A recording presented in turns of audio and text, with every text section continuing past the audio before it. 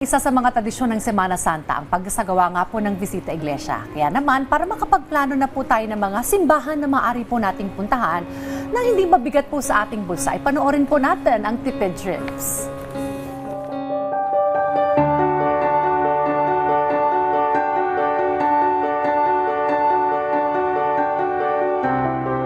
Kung isa ka sa mga nagbabalak magbisita iglesia pero ayaw lumabas ng Manila, narito ang ilang simbahan na pwedeng bisitahin para sa plano mong simba ngayong Semana Santa.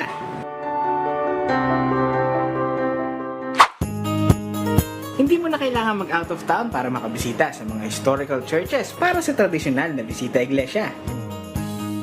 Simulan natin sa Quiapo Church o Minor Basilica and National Shrine of Jesus Nazareno. Popular ang simbahan dahil dito mabibisita ang Puong Itim na Nazareno kung saan pinupuntahan ng mga deboto taon-taon para dumalo sa pista ng Itim na Nazareno. Isa rin sa pwedeng dayuhin ang San Agustin Church sa Intramuros. Ito ang pinakamatandang stone church sa Pilipinas na itinatag noong 1607 na idineklara bilang UNESCO World Heritage Site. Sa Intramuros rin makikita ang Manila Cathedral o Minor Basilica of Metropolitan Cathedral of the Immaculate Conception. Ito ang seat o pangunahing simbahan ng Archdiocese of Manila. Sunod naman ang San Sebastian Church o Shrine of Our Lady of Mount Carmel.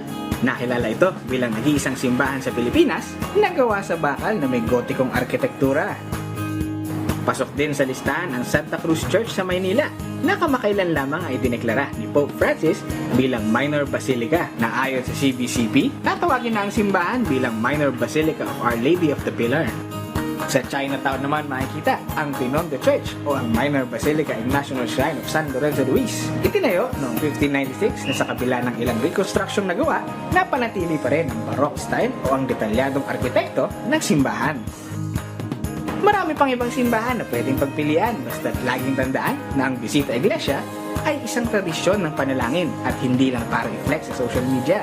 Isang paalala na panatiling sagrado, isa puso at isa buhay ang pananampalataya.